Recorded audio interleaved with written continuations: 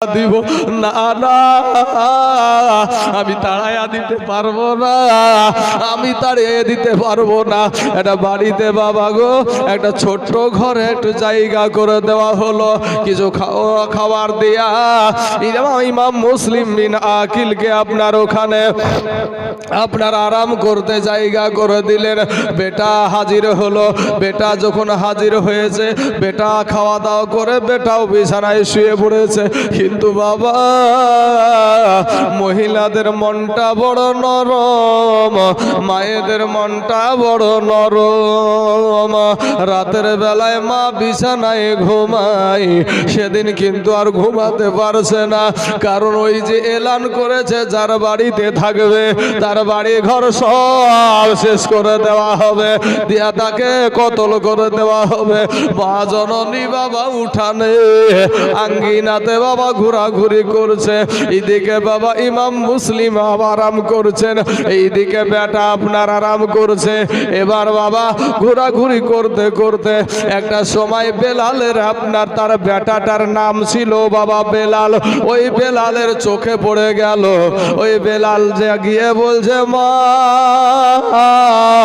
মা গো, আমি তো দেখেছি কোনোদিন এরকম বাবু আপনাকে পাইচারি করতে দেখি নাই গো মা, কেন গো মা এখানে তুমি এই বাবু ঘোরাঘুরি করছো? বলে বেটা রে, ওরে বেটা আমি তোর মা, একটা কথা দে রে বেটা, আমি একটা কথা বলবো, কি কারণে আমার ঘুম আসছে না? বলে মা তুমি নির্ভয়ে বলো। বলে বেটা রে, কারো সামনে বলিস না রে বেটা, কবরে জায়গা হবে না, কাল কিয়ামতের মাঠে জবাব দিতে পারবি না। বলে কি হয়েছে বলো মা? বলে ওই নবী বংশের সন্তান মা ফাতেমা রাদিয়াল্লাহু তাআলা আনহা বংশের সন্তান, ইমাম বংশের সন্তান মুসলিম বিন আকিল রাদিয়াল্লাহু তাআলা আনহু আমার বাড়িতে অবস্থান করেছে রে বেটা। ওরে বেটা, এই কথা যদি তুই কাউকে বলে দিস, আমি তোর মা তোকে আমার দুধের ঋণ মাপ দিব না। বাবা গো, এর ভিতরে ছিল মুনাফিকি বাবা, টাকার লোভ ছিল যে তাকে একটা প্রমোশন দেওয়া হবে, একটা টাকার লোভে পড়ে গেল। সকাল 10টায় যায় অফিসে, কিন্তু 10টা না আগেই চলে যাচ্ছে। বলে বেটা রে, কেন এত তাড়াতাড়ি যাও? বলে মা আজকে একটু তাড়াতাড়ি যেতে হবে। রাস্তা দিয়ে যখন চলে যাচ্ছে বাপ 20-30 জন আপনার সেনাবাহিনী রাস্তায় রাস্তায় খুঁজছে ইমাম মুসলিম কোথায় আছে, ইমাম মুসলিম কোন জায়গাতে আছে, এইরকম বাবু রাস্তায় রাস্তায় খুঁজে বেড়াচ্ছে রে বাবা। ইন্ডিমেন্ট টাইমে এমন সময়তে বেলালের সঙ্গে দেখা হয়ে গেল। বেলালকে ডাক দিয়ে বলে বেলাল, তুমি কি বলতে পারো মুসলিম বিন আকিল কোথায় আছে? বলে না, আমি বলবো না, আমি বলবো না। এই কথাটা থেকে বোঝা যায় যে সে জানে কিন্তু বলবে না। বাবা গো, বলছে তখন ওই সৈনিকেরা বলছে, প্রশাসনেরা বলছে এ নিশ্চয় জানে কার বাড়িতে আছে। বলে শোনো রে ভাই, তোমাকে বলতে হবে কোন জায়গাতে আছে।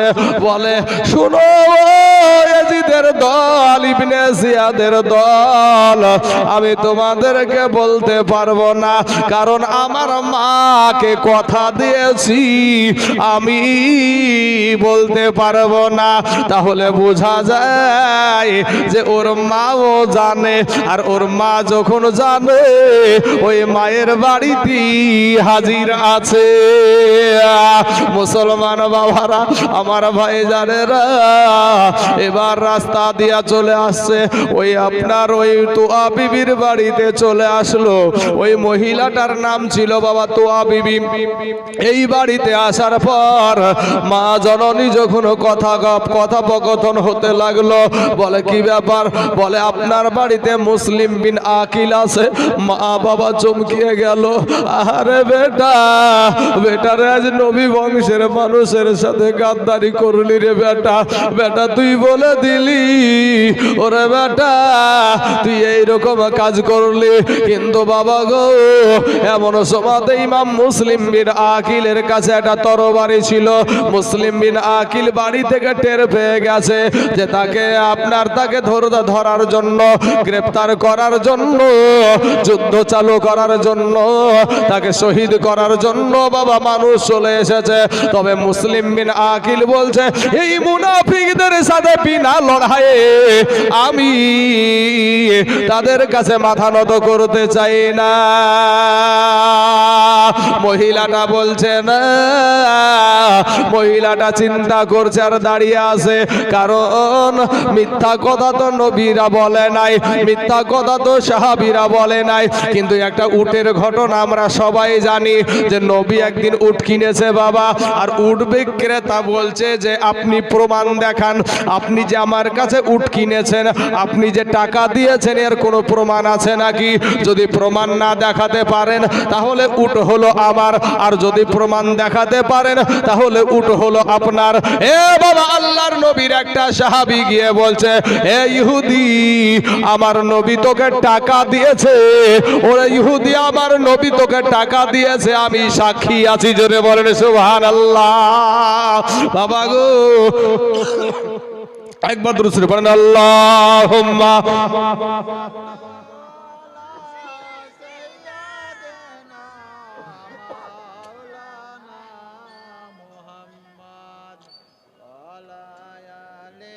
سيدنا مولانا محمد صلى على محمد صلى على मोहम्मद हर दम ज़बान से निकालो पाक,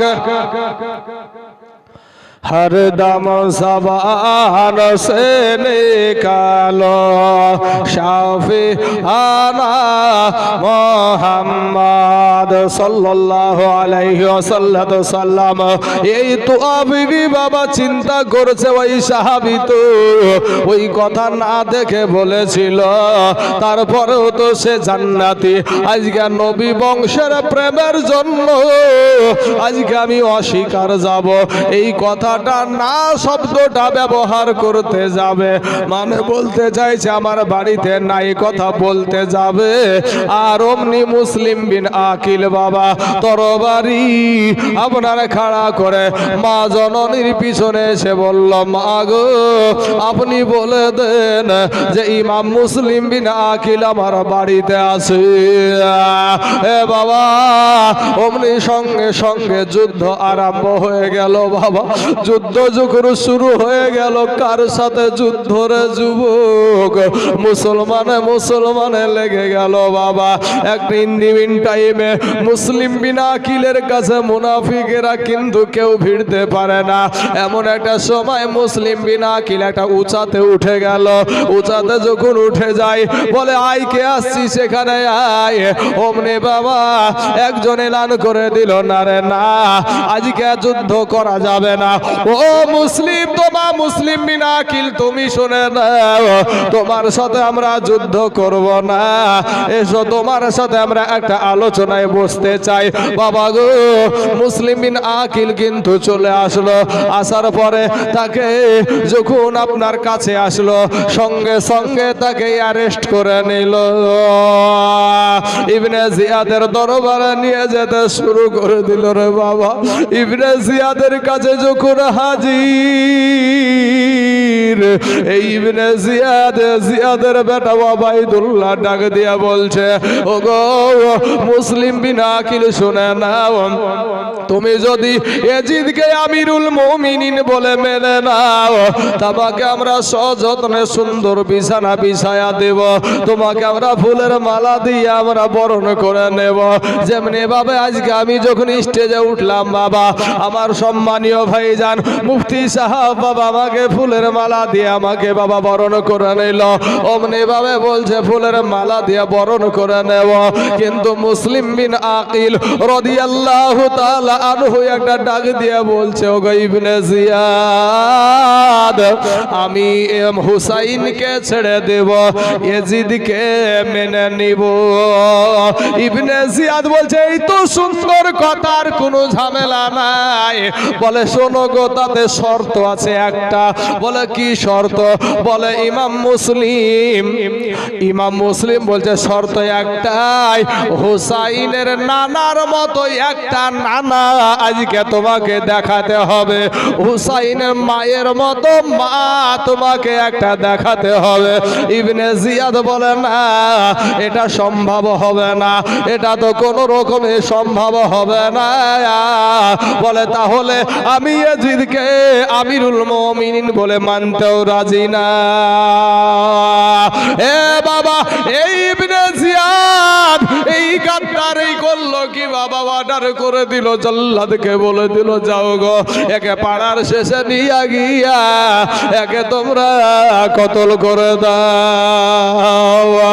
হাতগুলাকে আসামির মতো বেঁধে নিয়া বাবা গো, হাতগুলাকে আবার নবীর বংশের সন্তানকে আপনারা আসামির মতো বেঁধে দিয়া টুক টুক টুক করে চলে যাচ্ছে বাবা। আমার নবী বংশের সন্তান গো ইমাম মুসলিম বিন আকিল রাদিয়াল্লাহু তাআলা আনহু, উনি যখন বাবা নিয়ে যাচ্ছে, যাওয়ার পর ওই স্থানে পৌঁছানোর পর মুসলিম বিন আকিল রাদিয়াল্লাহু তাআলা আনহু বলছে, ভাই এখানে তো আর কেউ নাই, একটা আবদার করব। বলে কি আবদার বলো? বলে আমি শেষ বেলায় শেষ মুহূর্তে আমি বলবো না আমার জীবন ভিক্ষা দাও, আমার জান ভিক্ষা দাও, এটা বলবো না, তবে ভাই গো আমাকে শেষ বেলায় একটু পানি দাও। হে মুসলমান, আমার হুসাইনের ভাই ইমাম মুসলিম বিন আকিলের জবানে একটু পানি দিয়েছিল না রে বাবা। ওই জল্লাদেরা, ওই গাদ্দারেরা আমার মুসলিম বিন আকিলকে বাবা তরবারি দিয়া তাকে চিরচ্ছেদ করে শহীদ করে দিয়েছিল। আর বলেছিল, আজকে আমাদের দেশে দেখবেন কিছু মানুষের জানাজা পড়ে না, কিছু মানুষ কবর দিতে যায় না।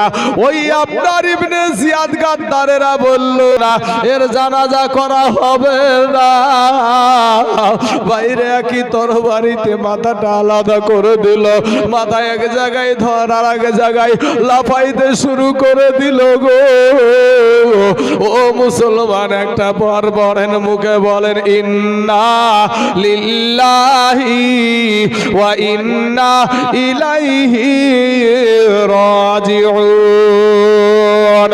আমার কালেমার ভাইয়েরা, আমার মুসলমান যুবকেরা, এইদিকে বাবা গো ইমাম মুসলিমকে যখন শহীদ করে দিল, ইমাম মুসলিম শহীদ হয়ে যাওয়ার পর এবার আপনাদের কাছে বাবা আসবে এমন একটা করুণ কাহিনী। ওই ইমাম মুসলিম কি একা এসেছিল নাকি বাবা? একা আসে নাই, তার সাথে তার দুটা সন্তান ইব্রাহিম ও মুহাম্মদ, এই দুই সন্তান বাবা এসেছিল। এই দুই সন্তানের বাবা কিছুটা বায়ান আপনাদের সম্মুখে করব, কিন্তু আব্বা জান